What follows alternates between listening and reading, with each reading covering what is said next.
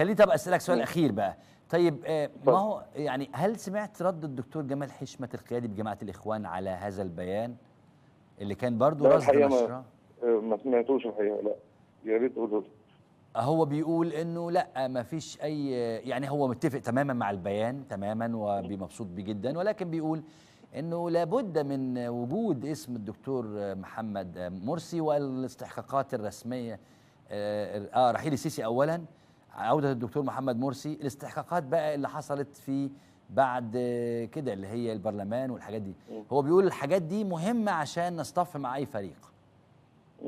تعليق حضرتك؟ طيب استاذ محمد، صراحه في الموضوع ده تاني احنا قلنا احنا نازلين وتركيزنا كله ان احنا في 25 يناير 2011 بنقول ان احنا في يوم 12 فبراير 2011 خلاص هم اخطاوا، احنا اخطانا، نرجع للنقطه اللي الثوره فيها كانت نقيه، اهدافها نقيه عشان الشعب.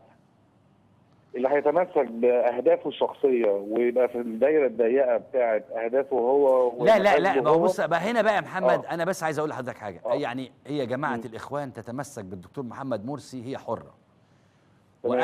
وانا ما اعرفش انت تعرفني ولا لا، بس انا لا علاقه ليا بجماعه الاخوان ولا بالتيارات الاسلاميه اصلا. من زمان كمان من ايام ولا ليا علاقه بالتيارات الاسلاميه اصلا، الحمد لله على 5 فروض. لا انا عارف، مفيش خالص. لا انا عارف حضرتك. انما عايز اقول لحضرتك انا مشكلتي اصلا ان انا صوتي اتسرق. انا مشكلتي انا محمد ناصر انه انا اتسرق صوتي في البرلمان وفي الشورى وفي الدستور ومع الدكتور محمد مرسي. انا طاري مع هذا النظام ان انا اتضحك عليا. طب انا اقول لحضرتك حاجه، لو هتكلم بالصيغه دي، انا كمحمد نبيل وكحضرتك ال 6 ابريل صوتي اتسرق لما الدكتور محمد مرسي وعدني بوعود في فندق فيرمونت 1 2 3 4 5، وفي الاخر احنا يعني لما نزلنا ضد محمد ابراهيم مثلا وزير الداخليه كان صحابي في السجون. انا صوتي اتسرق يوم لما تم الاخلال باتفاق فيرمونت اللي اغلب القوى المدنيه دعمت الاخوان على اساسه، وفي الاخر تم اخلال بالاتفاق ده. حلو. لو حلو جدا. حلو جدا. حلو جدا. صوتك اتسرق. صوتك اتسرق لما حصل ده من الدكتور محمد مرسي. جميل جدا. هل حضرتك بقى اديته فرصه ال4 سنين بتاعته عشان لما يسرق صوتك تحاكمه وتجيبه وتحطه على المشنقه؟ يعني احنا استاذ محمد انا وانت متفقين على ماتش 90 دقيقه، ماتش كوره 90 دقيقه، فجاه في اول تلت ساعه اتحسبت ضربه جزاء، حد خد الكوره وروح، احاسب الفريق الثاني، احسب النتيجه ايه بقى؟ عشان كده انا بقول لحضرتك في بقى في ماتش الكوره بتاع الديمقراطيه حاجه اسمها انتخابات رئاسيه مبكره. لما بيوصل الخلاف لهذه المرحله، ويمكن حضرتك كنت لو اكيد عارف قصه الدكتور سيف عبد الفتاح وقصه الدكتور ايمن نور عن النصائح اللي توجهت للدكتور محمد مرسي ايام فتره حكمه اللي اجبرتهم في الاخر ان هم يعني يستقيلوا من مناصبهم كمستشارين او غيره. هتعرف ان لا، الديمقراطيه مش مجرد 4 سنين بمعنى ماتش كوره. الديمقراطيه فيها آلية موجوده اتطبقت في البرازيل والارجنتين، ويمكن حضرتك كنت اتكلمت عنهم قبل كده. أيوة. حاجه اسمها انتخابات رئاسيه مبكره. أيوة. لما بتوصل لمرحله الازمه للدرجه دي، في قاعده في ماتش الكوره بتاع الديمقراطيه بتقول تعالى نحتكم للموضوع ده.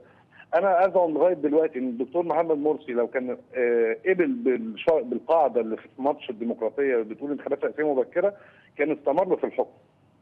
واعتقد مصيرنا ما كانش هيختلف على فكره، يعني كحركه 6 ابريل كنا هنبقى في السجون. محمد ابراهيم محمد هو بصراحه الواحد محتاجك في الاستوديو هنا يا محمد.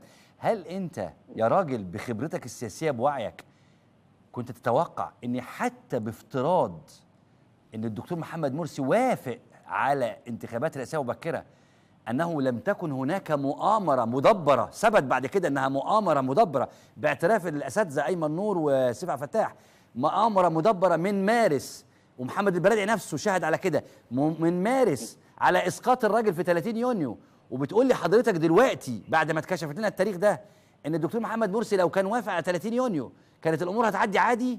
ازاي يا استاذ محمد؟ ما كانش هيوافق على 30 يونيو، كان هيوافق على اجراء الانتخابات الرئاسيه. ايوه كانت هتعدي ازاي المؤامره؟ المساله مش انتخابات. وكنا نتوقع كان ساعتها هيردوا على المؤامره دي بخطاب مصارحه ومكاشفه كامل يا دكتور للشعب. يا استاذ محمد انا دكتور يا استاذ محمد، مش حضرتك ادركت زي حالاتي انا وناس كتير وحضرتك معانا ان هناك كانت مؤامره مدبره من مارس باعتراف كل الاصوات والفيديوهات وكل حاجه، واحمد ماهر نفسه قال كنت اعلم، يعني قصدي اقول كان في، عرفنا بعد كده ان كانت في مؤامره مدبره من مارس اسقاط الراجل ده في 30 يونيو.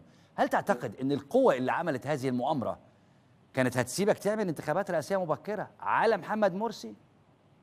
طبعا كان ساعتها هو نفسه لما يعلن ده كان هيحرجهم، ما يقدروش يعملوا غير لا كده. محمد يعني أنا السيسي نفسه، يعني يا استاذ محمد معلش هقول لك اتفضل ثانيه. اتفضل. لما نكون بلغناه كلنا ان احنا في مؤامره وقلنا له خد بالك في كذا، ويمكن الاستاذ حمدي قنديل برضه مشكورا كتب مقاله عن زيارتنا ليه قبل 30 يونيو اللي بلغناه ان في مشكله بتحصل. لما عرفنا الكلام ده اعتقد قبل اسبوع او اسبوعين من 30/6، لما عرفنا ان الموضوع مش موضوع ان تمرد مخابراتيه وكل القصه دي، تمام. رد يعني كان يمكن هقول لك كلمه استاذ حمدي قنديل تحديدا. قال ان كان الرد اللي جاله من الاخوان ان هم مطمئنين ان الجيش معاه والشرطه. تمام؟ ده اللي حصل تحديدا، ويمكن المقال موجود، يمكن هحاول لا انا مصدقك لا تمام. انا ما بشككش في اللي انت بتقوله. فلما دكتور سيف قال بلغه، ولما الدكتور ايمن نور بلغه، ما هو انا ما عنديش مشكله في الجزء ده يا استاذ محمد، والله انا متفق معاك فيه. انا بسال حضرتك بعد ما ادركنا انها كانت مؤامره اصلا.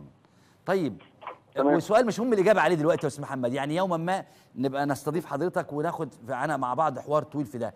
هل تعتقد انه كان ممكن القوى اللي دبرت المؤامره دي هتسكت او هتسمح بمرور بسلام؟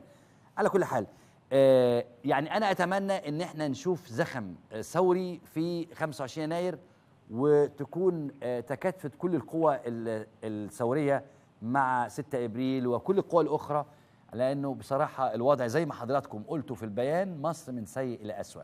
الاستاذ محمد نبيل عضو المكتب السياسي لحركه 6 ابريل، بشكرك جدا على هذه المداخله، وان شاء الله تبقى لنا لقاءات اخرى